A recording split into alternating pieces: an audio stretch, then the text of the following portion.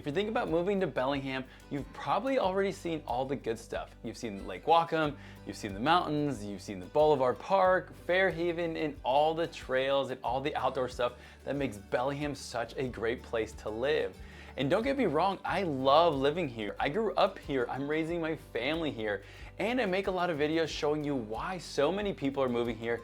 But if you're about to spend $800,000 or even something over $1 million on a house here, I think you deserve to know the dark side of Bellingham too. There are so many problems here that I don't think get talked about enough when people are considered moving here to Bellingham. And today I want to talk about the 4 reasons what is happening here and the homeless encampments, what's happening with our elementary schools, the job market, and then probably the biggest one of all, which is simply how expensive Bellingham has become. And I'm not making this video to tell you not to move here. Actually, I think that Bellingham is still one of the best places to live here in the Pacific Northwest, and this is why we are raising our family here. I just want you to know exactly what you're getting into before you move here. If you're new to the channel, my name is Aldo. I'm a local realtor here in Bellingham. My wife and I have been realtors here for 10 years, and we've had the pleasure and honor of helping so many of you that have found us here on YouTube to relocate to Bellingham and buy a house here in Whatcom County. So if you're looking at moving here, whether that's in 3 months, 9 months, whatever it is, reach out to us. All my information will be right here and in the description below. Don't be shy. People already text us, email us, or call us. And it doesn't matter if you're that far out. We'd love to help you and start a game plan when you are trying to move here to Bellingham. So let's start out with probably the heaviest reason of these 4. So the homelessness in Bellingham is kind of an interesting topic, because I think it depends on where you're coming from and where you're moving from. And I'm not going to sit here and tell you that Bellingham has this massive homeless crisis like maybe Seattle, some other parts of the country, and then you can't go downtown, you can't walk around, and everything is unsafe. And that's completely not true. And in Whatcom County, in the most recent, the system called point in time count, counted about 840 people that were experiencing homelessness in 2026, which is a slight increase from the year before. But here's where I think we actually do have a problem.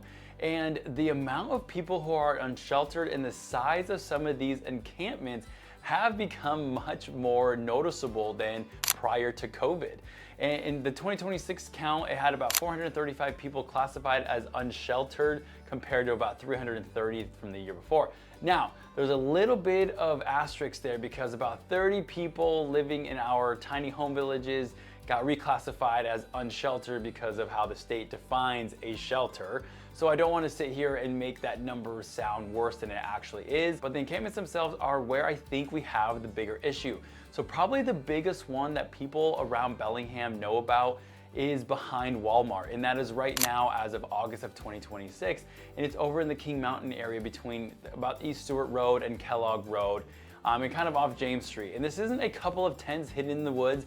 This has become a massive entrenched encampment over multiple private owned properties. The city itself talks about the amount of garbage, the hazards, the waste, the drugs, the illegal dumpings, and occasional fires, and that's really causing a lot of environmental damage and sanitation problems, and just how difficult it is for emergency responders to even access parts of these properties when they're in the middle of nowhere, essentially. And here's where the situation gets really frustrating to me, and a lot of these encampments aren't on city property. They're on private property, and according to the city, if somebody sets up an encampment on your own private property, you as the property owner are ultimately responsible for maintaining that land and securing it and paying for the cleanup, paying for a fence to go around it. And sometimes we're not talking about a few $1,000s. On the large Stewart and Deemer property behind a Home Depot, an independent contractor estimated that the cleaning and securing the site would cost somewhere around $4 million. Yes, $4 million. Obviously, we're talking about acres and acres. So the court has already awarded judgments to the city against that property owner for about $126,000 from phase 1 cleanup and roughly $116,000 from another phase. So we're already talking about hundreds of thousands of dollars, and this property still isn't completely cleaned up. And this isn't the only place.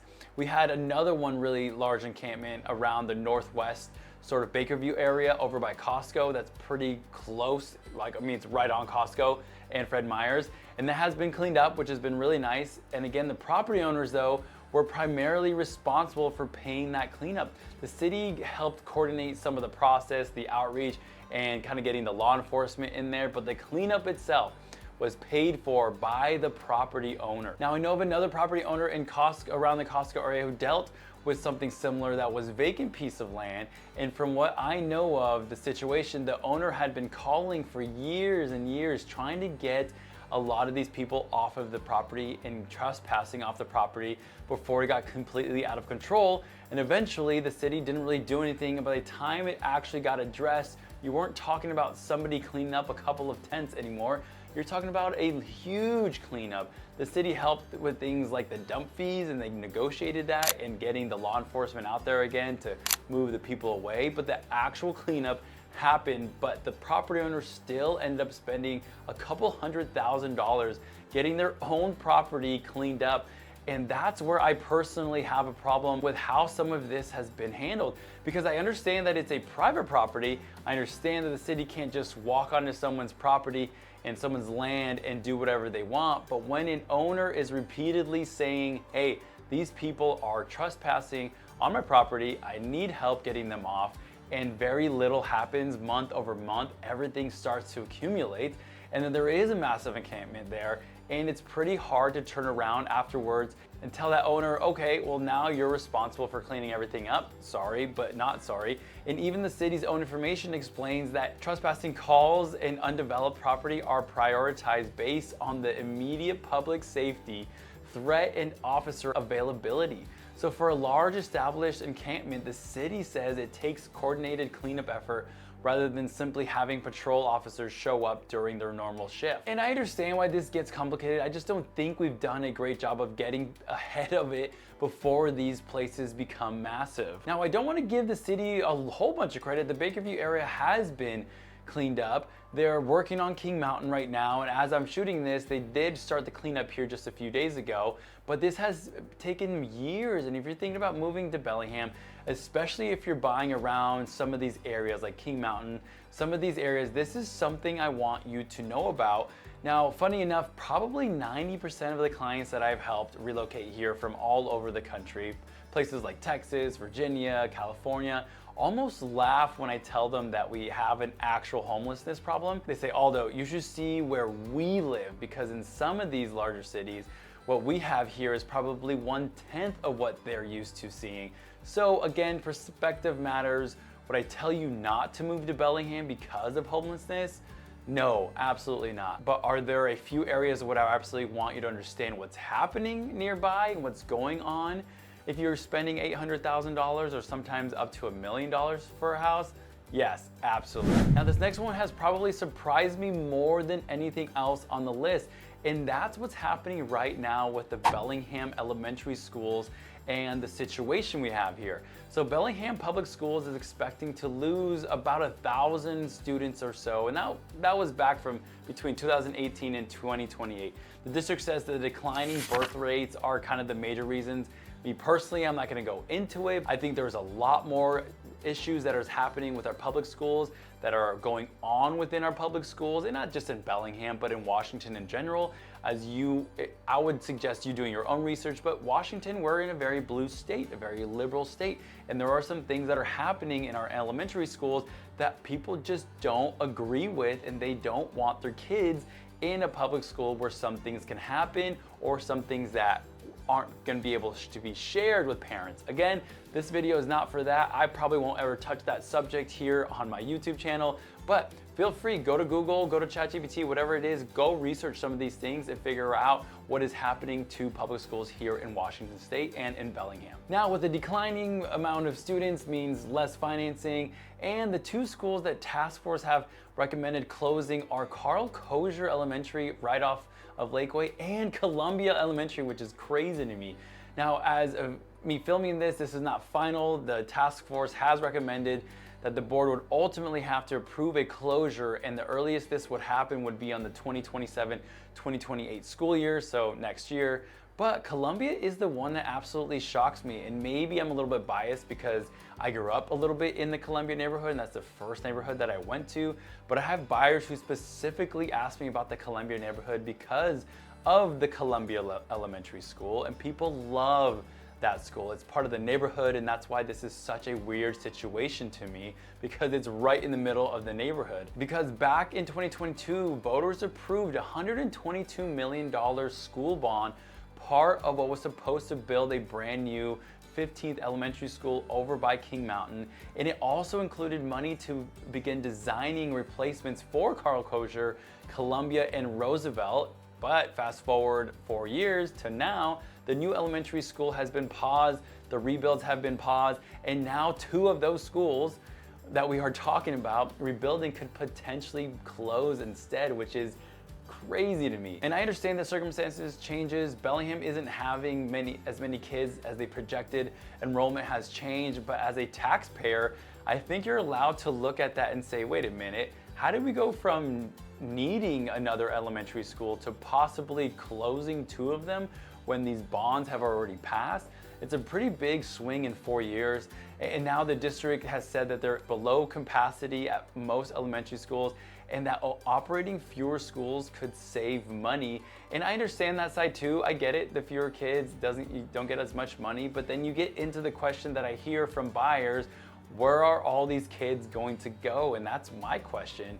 If a school closes, attendance boundaries are gonna have to change and would need to change, and they would have to determine which other schools receive those students based on classrooms, square footage, and really a location. Like, some of these schools are already small enough, so it's kind of crazy to me where they're gonna shove everybody.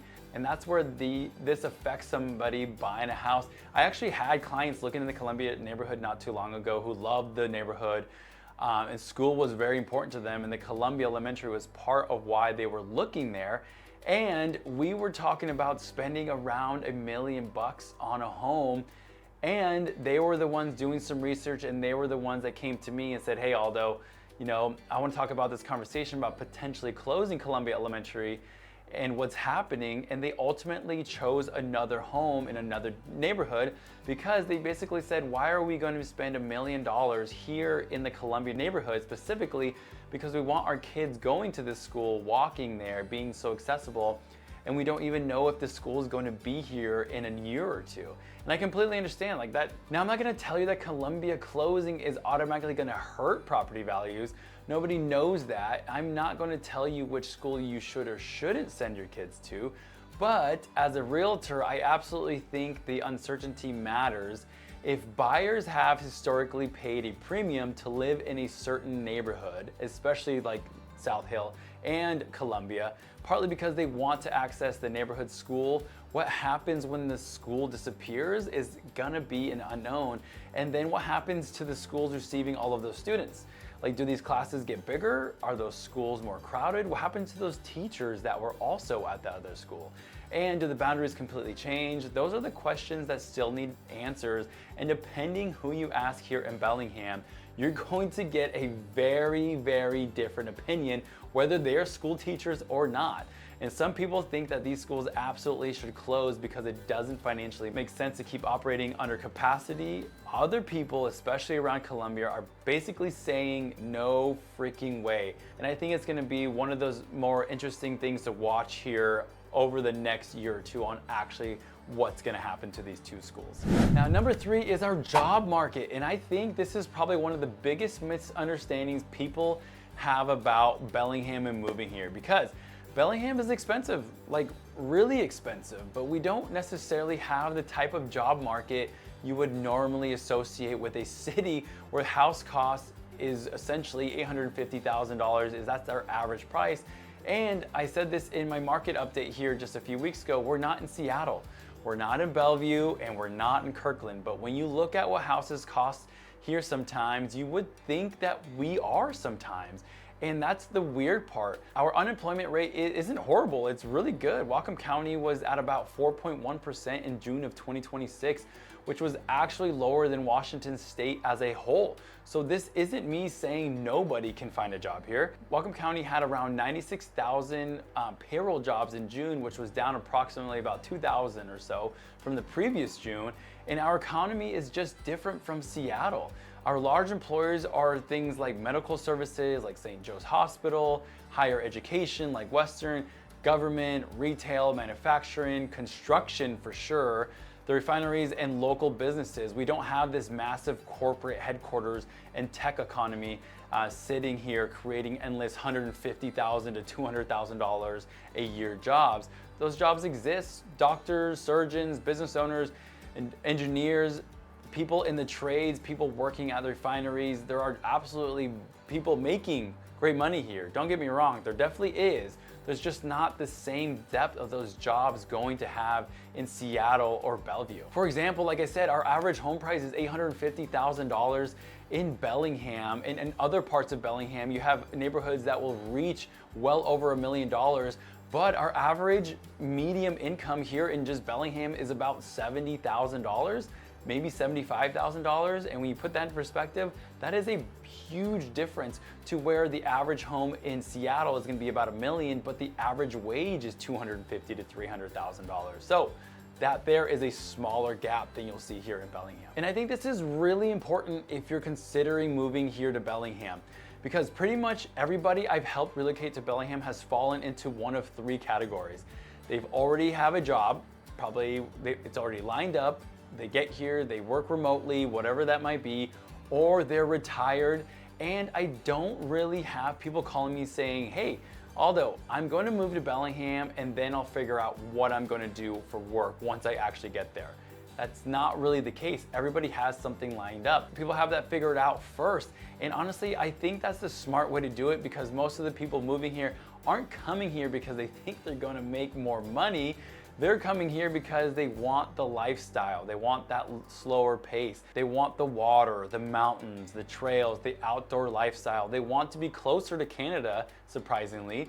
They don't want to spend 2 hours sitting in Seattle traffic every day or in California. And if you already have a remote job making Seattle money or California money, Bellingham can make a ton of sense, a lot.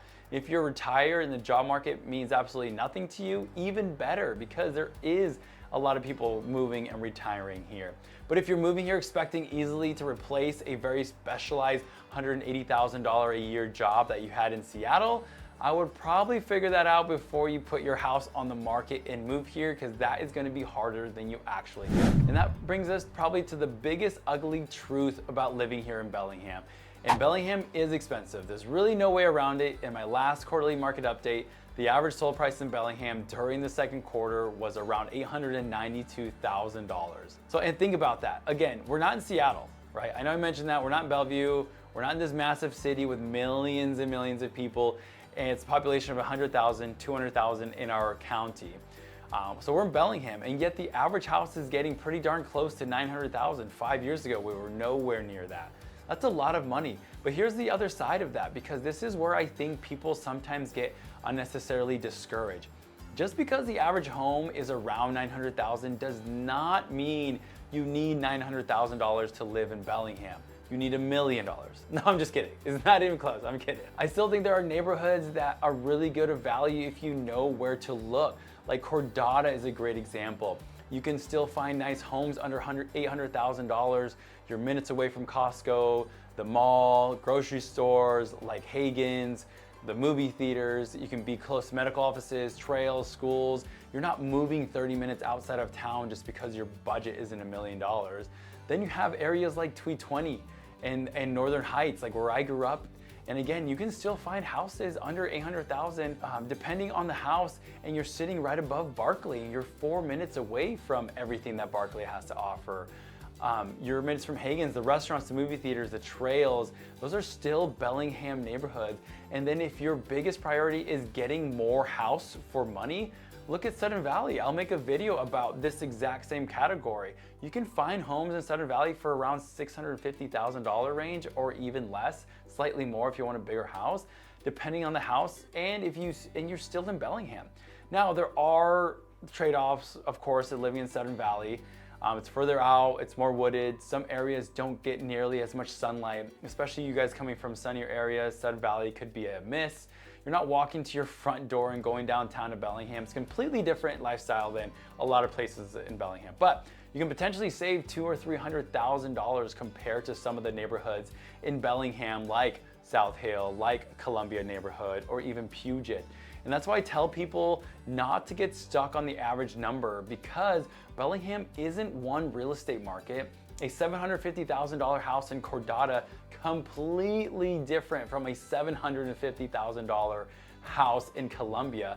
And a $650,000 house in Sudden Valley is different from a $650,000 that you're going to be buying in South Hill. So you have to figure out what you're willing to trade. Do you need to be able to walk to restaurants? Do you want a bigger house? Do you want an older home with charm? Do you want a newer construction home? Do you want to be closer to neighbors but have a cheaper home? Yes. Do you want to be 5 minutes from everything, or are you okay driving 10, maybe 15 minutes? And that's where knowing Bellingham really makes a big difference. Now, going back to Bellingham being expensive, yes, we do have things that are going to be expensive. Yes, our gas, our grocery, all that stuff is going to cost you a lot more. And for some of the people that are moving here to Bellingham from places like Texas or Florida, or they're not used to it, it can be kind of a shock. Even our restaurants going out is going to be expensive. That being the case, it's a big trade-off. A lot of people who I'm helping are actually coming from really hot climate states, and they're willing to trade all that 100 to 110 degree heat for the more expensive lifestyle. Because what I mentioned, again, they want to be outside, they want to be on the trails, they want to be on the mountains.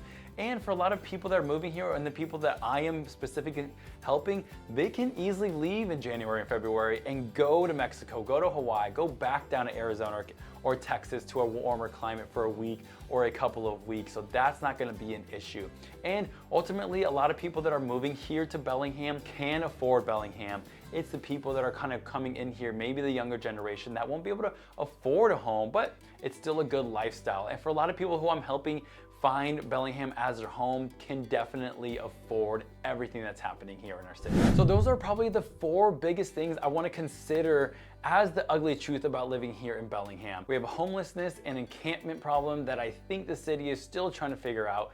We have some major uncertainty right now with our elementary school and just our school districts in general. Doesn't mean our schools are bad. Just those 2 schools, it's a big hiccup. We don't have the job market that you would expect when you look at what houses cost. And yes, Bellingham is expensive, but even after saying all of this, I still love living here, and I think that's important. The point of this video isn't that Bellingham sucks and that you shouldn't move here. The point is that nowhere is perfect, and if you're actually serious about moving here, I would rather tell you about this stuff now than have you buy an $800,000 or $1 million house and 6 months later say, Aldo, why didn't anybody tell me this? That's exactly why I make these videos. So if you're thinking about moving here, whether that's Bellingham, Ferndale, Linden, anywhere in Whatcom County, please reach out to myself and to my wife. We have helped so many of you relocate here to Bellingham from all over the country, and have found us here on YouTube. And whether you're 3 months away, 6 months away, or a year away, we can always start putting together a game plan. So give me a call, shoot me a text, an email. All my information is going to be right here in the video or in the description below. Reach out to us, it's never too late. Once again, guys, my name is Aldo with the Living in Real Estate team with Windermere Real Estate here in Bellingham and Whatcom County, and we'll see you next time.